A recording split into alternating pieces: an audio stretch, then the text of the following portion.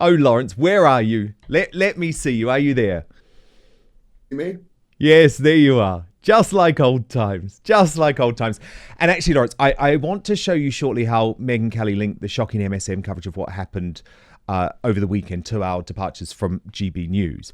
But first, given the seriousness of the news agenda today, I want your reaction to what looks increasingly like, I guess, totally unacceptable security failings by the Secret Service, which meant this young man, Thomas Matthew Crooks, could climb onto a roof with a rifle, very nearly take the life of Trump, even though authorities were being warned at that moment by the public.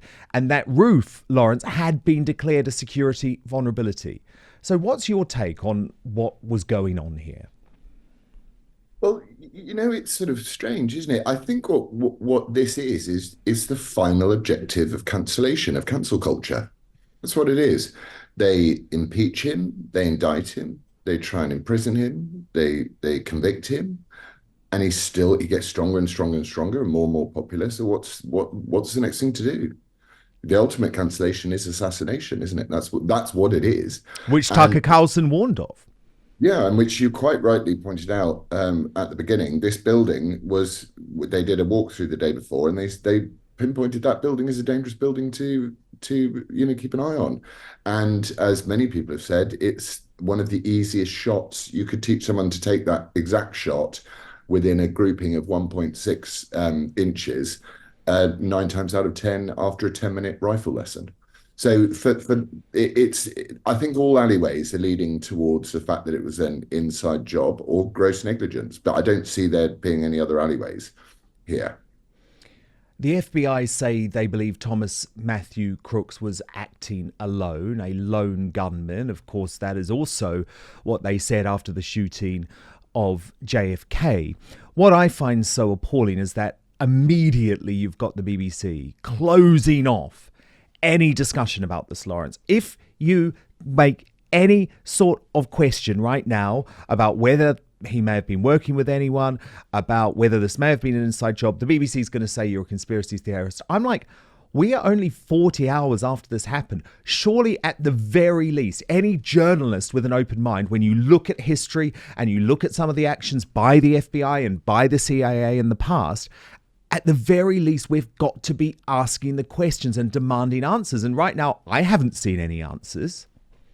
Well, that's because you don't work for the lying, dying mainstream media anymore, Dan, which is a Thank great God.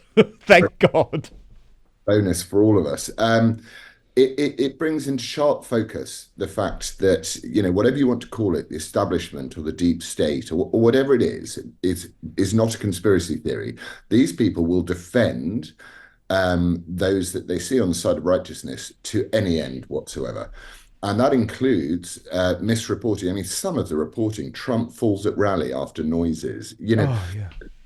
just some of this reporting was appalling. And you think, what CNN would that it? was, and the BBC wrote something similar.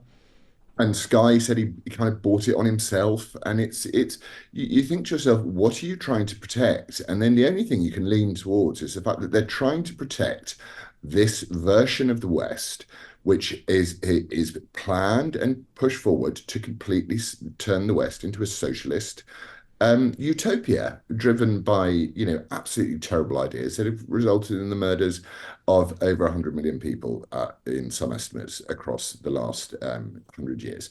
So we are in a war, and it is a war now. I mean, admittedly, it's mainly a culture war, but it's pretty much quickly turning into a civil war. I'd prefer it stayed a culture war. We are in a war for the very existence of the West, and Donald Trump is the only man who can stop this utopian net zero lockdown mealworm life that they have planned for us. And that's one of the reasons I left London, and it's one of the reasons I have nothing but utter disdain for the media, even the good media. The Telegraph puts parentheses round Trump shot at rally. It's like, no, a bullet a millimeter or a half a centimeter in the other direction with his head turned in a different direction, and we'd be talking about the death of a president. And they're talking about it like, oh, it's not such a big deal. You're like, Yeah, whoa, he's oh, this. lost part of his ear. I mean, it was literally 1 millimeter away. Now, I couldn't agree with that anymore, Lawrence. And presumably you think this is because Trump is one of the only politicians who is actually saying no to open borders and no to extreme wokery and no to globalism too. Yeah, he's and also he's not a politician. In any other land, in any other world, he'd be a Kennedy Democrat. That's what he is. He's not a Republican. He's not sort of harping on about abortion all the time. Or, I mean, he's good on gun control and he's good on borders. But I mean, I think a lot of the sort of war dog Republicans don't think he's hardcore enough. So what you've got actually is a human being, a successful businessman, and a man with a heart that loves his country more than anything in the whole world, being courageous and fighting for it. And as he said in the debate with Biden, he doesn't need to do this. The man is a billionaire and he doesn't need to do all of this, but he's doing it because he loves his country.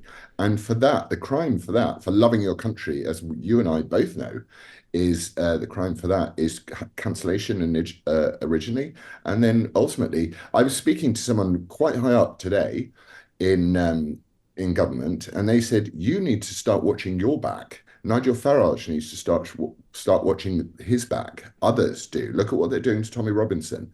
There are bullseyes on all of our backs, actually. This constant demonization, this intimidation by the police, it moves on, it moves on, it moves on. You end up in court. What's next if you don't surrender to them and to their bullying, horrible, vicious ideology? They go, well, maybe it's better if we just put a bullet in someone. And that's indicative of what ideologues do, those that hate freedom do, and those that demand observance to an ideology, which is, as I've said at the beginning of our conversation, which is an ideology which has resulted in the deaths of hundreds of millions of people. Indeed, and I was going to ask you about your personal security, Lawrence, because we've seen what's happened with Nigel. And of course, thank goodness so far it's been milkshakes and it's been bricks rather than something that could have killed him. But of course, he has no state-sanctioned security. Neither do you. You have had to deal, I believe, with some people threatening you and threatening your safety in the streets. Then, of course, we see, as you point out, the demonization of folk like Tommy Robinson. Do you feel like you are unsafe? And given the battles that you've had with the Met Police, can you really trust them to be looking out for you? Absolutely not. I think the Metropolitan Police is the most corrupt organisation, police force we have, and that's saying something compared to some of the corruption in some of the police forces we have across this country. I felt deeply, deeply unsafe when I lived in London. I had a series of very, very horrible events that happened to me, and I got to the point where I didn't want to leave my front door. But I also did have, having had a warning that there was a threat against me, I did have security for 2 weeks, and I didn't like that either. So what I've done is I've moved somewhere where, you'd have to make a real effort. And the problem with these limp-wristed lefties is they can't be bothered to get off their phones to come and get you. But I'm somewhere safe now, and and strangely, everyone will call you a racist, but I live in England now. I'm back in England, and the stark difference in the way that people behave, treat each other, and it reminded me of my youth. And London is in no way a British city on any level. The only thing that's British about London is its architecture. The entire fabric of that city, the people, everything you could transport to any leftist-run city across the globe. And I feel for those that are raising families there, and I feel for those that are having to leave, because I speak to people every day, and actually I meet people here locally who have left London. They said, it's not England. It's nothing like England. But if you say that, just by all of the evidence, like you'll see the tube sign saying there's 1 million Muslims. And as I frequently say, I have nothing against individual Muslims. I have a severe problem with the ideology of Islam, but I have nothing against individual Muslims. 1 million Londoners are Muslim at the moment. And that's not the religion of the United Kingdom. And that affects the way the United Kingdom runs. And it's not wrong to turn around and say, I wish to protect the cultural heritage and traditions of my country and not have to accept de facto blasphemy laws, very, very quirky instances around when is an appropriate age of consent for children to be involved sexually. I have an issue with this, and I'm allowed to have an issue with it because I'm a Christian.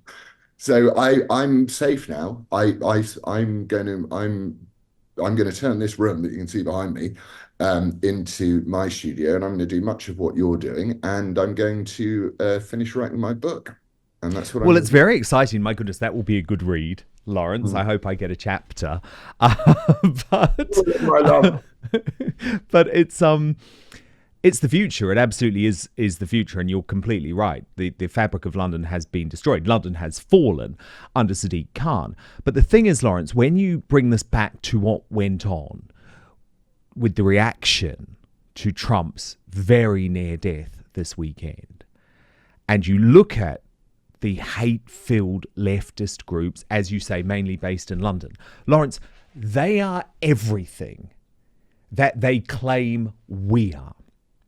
So, can you imagine if after the near assassination of a left-wing figure, you or I were to celebrate it, we would be finished. But you've got David Aronovich, a BBC presenter, just 2 weeks before that assassination attempt, calling for Joe Biden to murder Trump. You report him to the Metropolitan Police, yet he believes that he is a victim. He was saying, Laurence, yesterday that people like you and I have put him in danger.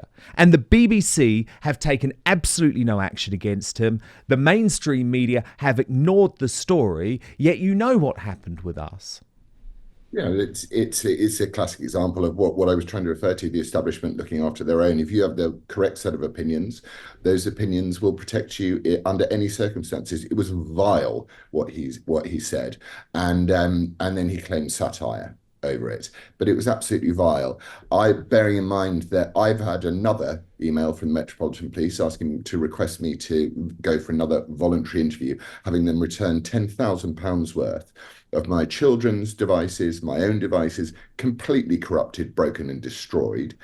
And the minute they returned them, because they were forced to, because they haven't done anything over that, I got another email now. They want to investigate me over something else. But David Aronovich, who incited murder, will get a free pass. And that is why I encourage everybody in this country who feels and thinks, right thinking people who believe in the meaning of their own lives and the lives of their children, to put yourself up there, put yourself in the line of fire, because it is by suffering that you will appreciate some of the success about what it's going to be to take this country back. And if Donald Trump didn't show that courage, America would be finished. It would be over. And our country is fast heading in Yeah. the same direction. Although it is really important to note, Laurence, no riots in No, America, no violence in America after the left nearly took out Donald Trump.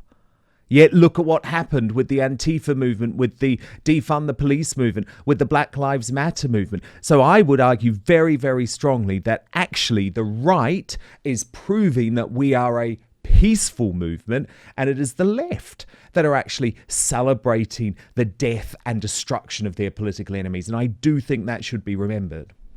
yeah, they absolutely, the ideology demands that those that disagree with you are fascists. They are, and it demands. We saw the leading up to the rally, all of the comparisons between Trump and Hitler.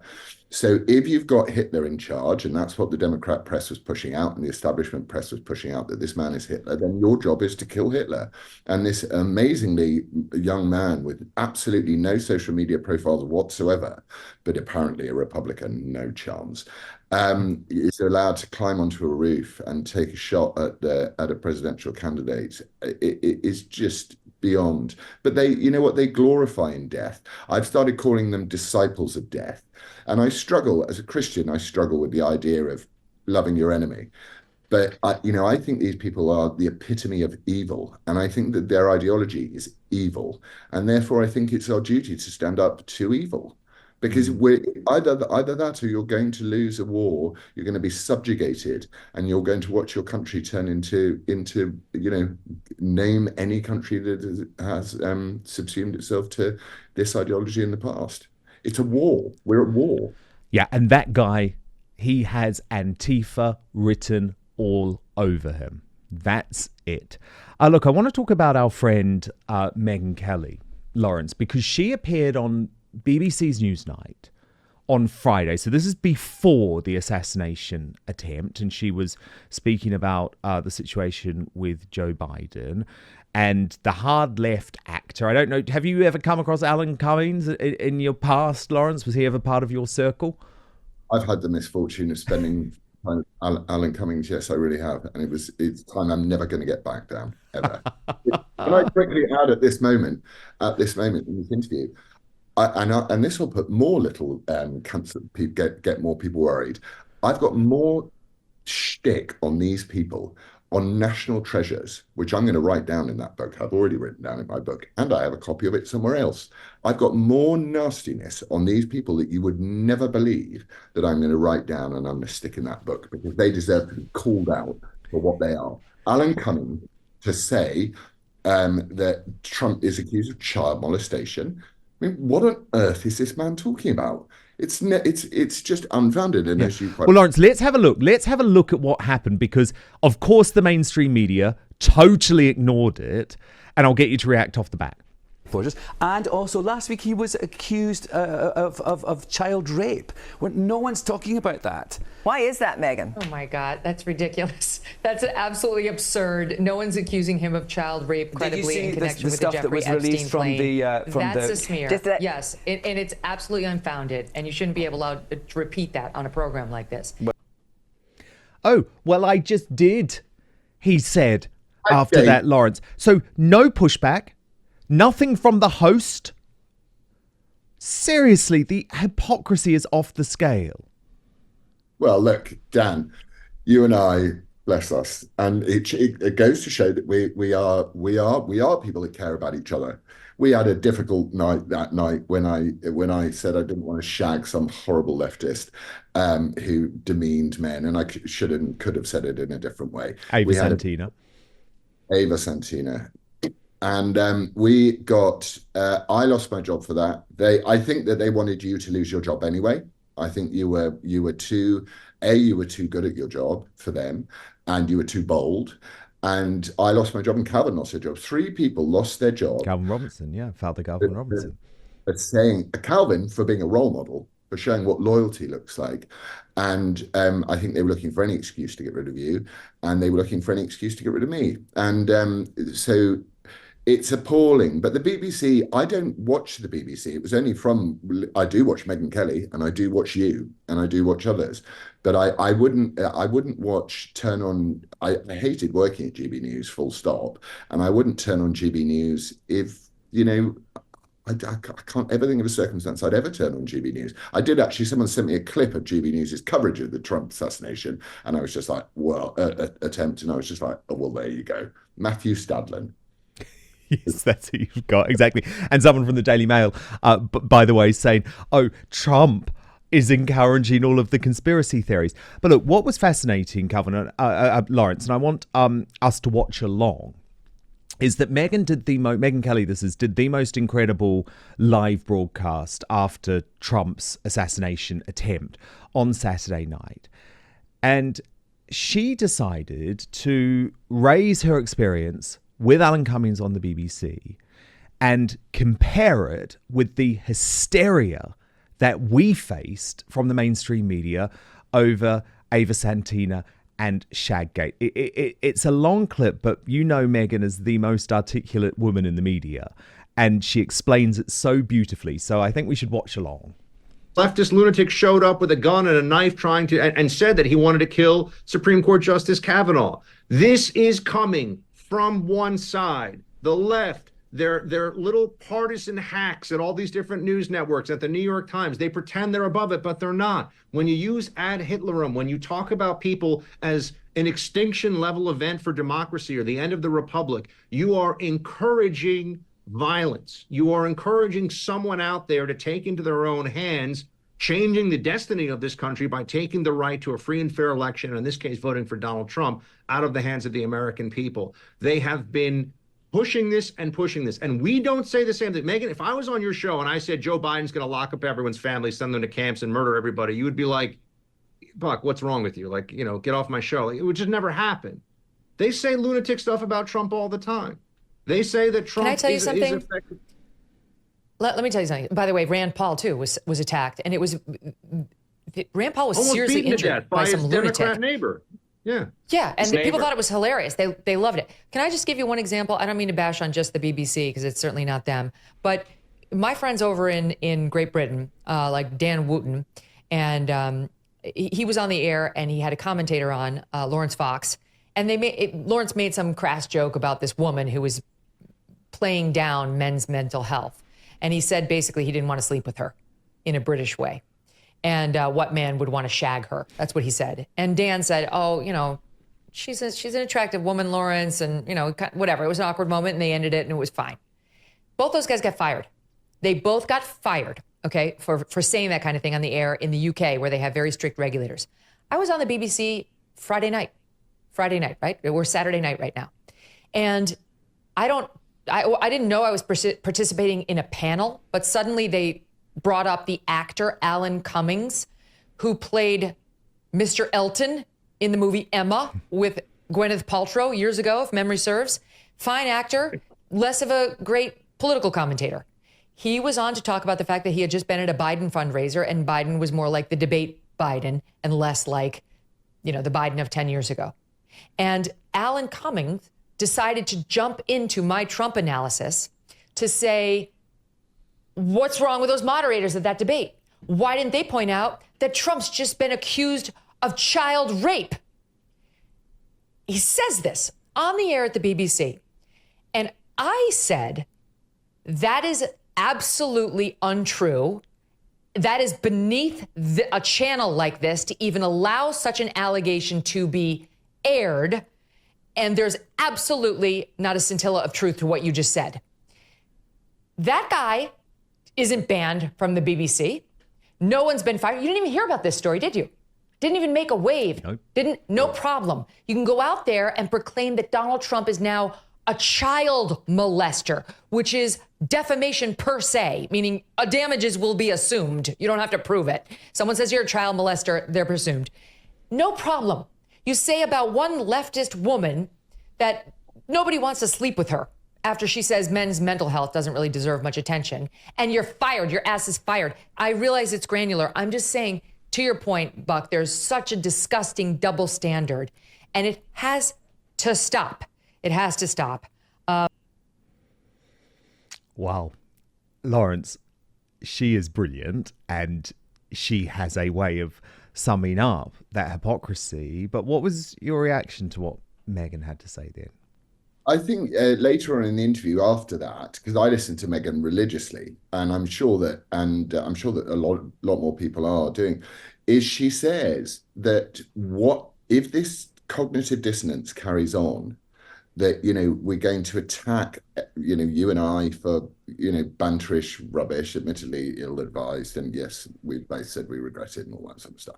But if we're going to attack that with an Angelos Frangopoulos, that little dwarf that runs GB News, can sort of poddle around going on any channel that'll have him go, I'm so sorry, it's terrible, Laurence is the most evil person in the world. It's like, at some point, people are just going to turn that media off permanently. And I think that that's what Keir Starmer is going to try and do in the UK, is he's going to try and get Ofcom to do exactly to what your show is now and what all other shows are going to do, is try to regulate the internet. If they can control the internet, they can control the Trump lie over the assassination, they can control everything. Now, I've entered my 40s, so I really believe in staying healthy. As I just discussed with Laurence, the last year wasn't a particularly healthy one because stress makes it really difficult. And I'm one of those people that often turns to food when I'm very, very stressed. But when I came out of that, I decided to start prioritizing my health. So I've exercised pretty much every day. I'm taking my nutrition seriously. Critically, I'm doing the 16-8 fast. But what I've realized via scientists like David Sinclair is that will only get me so far. He has now proven that actually it's interventions that go beyond healthy habits that can help reverse aging. So I was looking for a product that I knew would enhance everything I was already doing, but one that was backed up by solid evidence.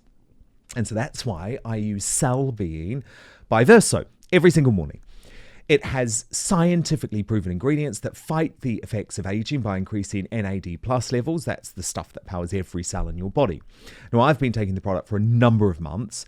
It has genuinely been transformative. I've especially found it really so much easier to keep doing my fasting, to cut the amount of food that I'm eating, and I've lost fat, believe it or not.